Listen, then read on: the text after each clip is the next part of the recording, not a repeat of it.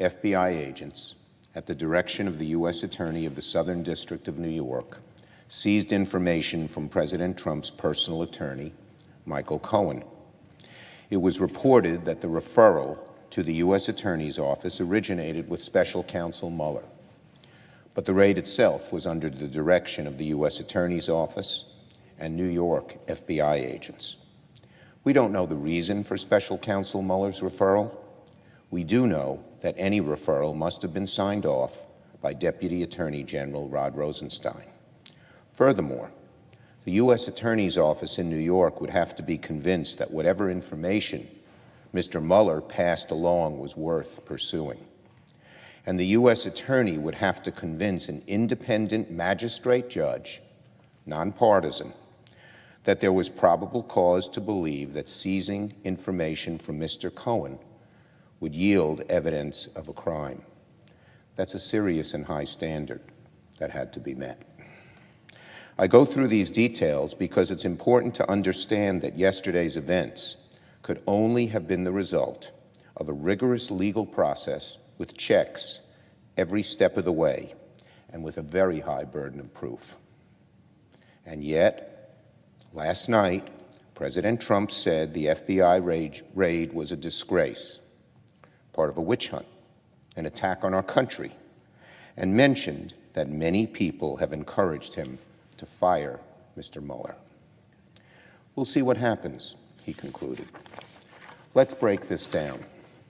The president suggests that the latest events are part of a partisan conspiracy against him.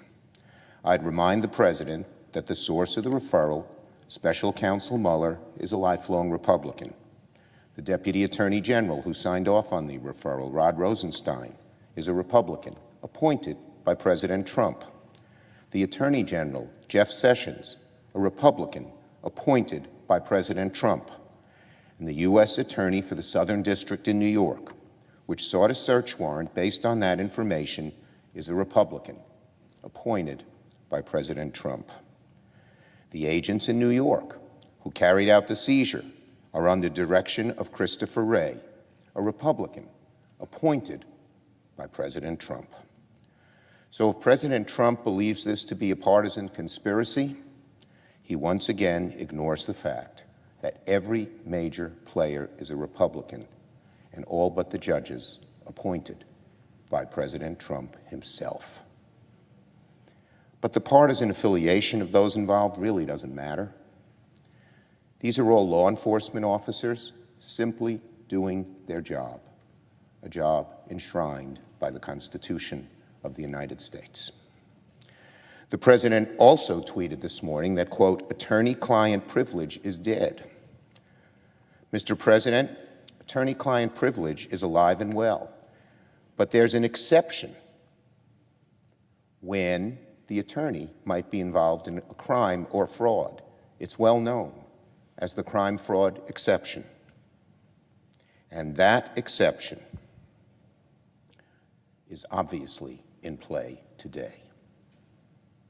Law enforcement officers believe there's a good chance that the attorney for president committed crime or was involved in fraud, or they couldn't have gotten the okay from the magistrate to make these seizures.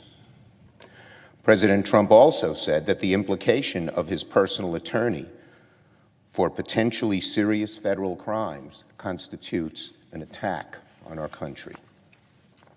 That's what he said, an attack on our country. With due respect, President Trump, America has been around for over 2.5 centuries.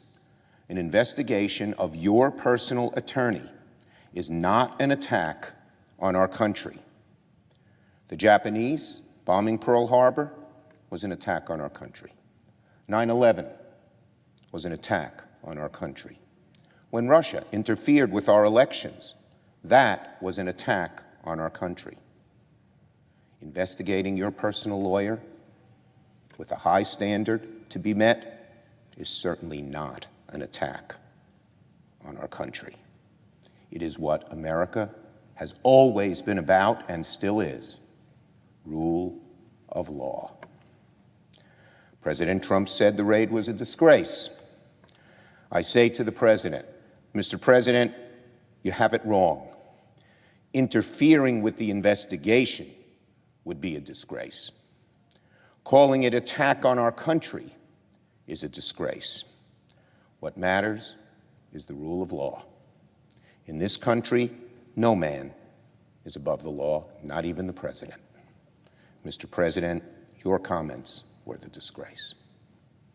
Now, if the President is thinking of using this raid to fire Special Counsel Mueller or otherwise interfere with the chain of command in the Russia probe, we have one simple message for him.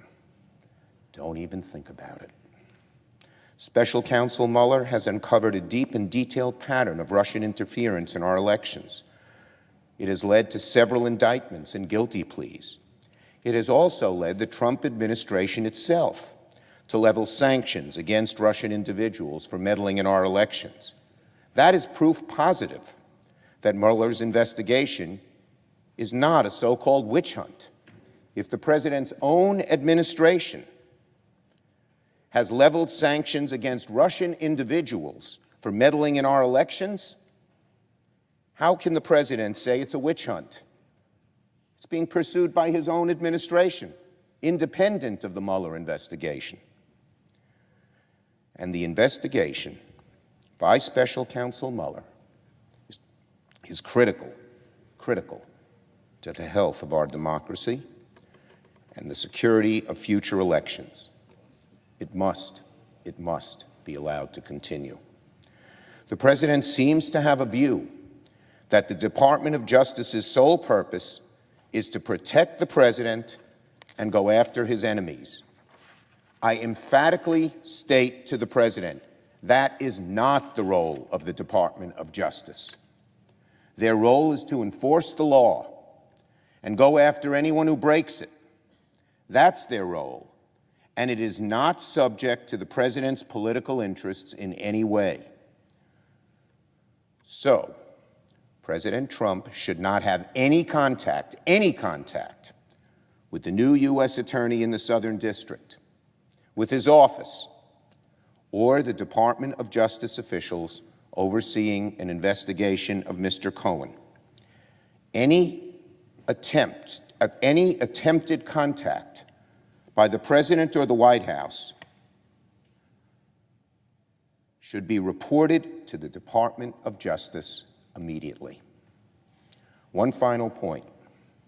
When President Trump implies that the Mueller investigation is an assault on our country and our values, he's not only dead wrong, he's wrong in a very dangerous way.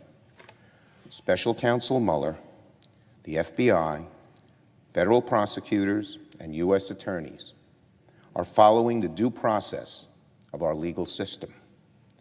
Calling that an attack on our country undermines the rule of law, the bedrock principle of this great nation for centuries, the reason, above all, that the rest of the world looks up to these great United States of America.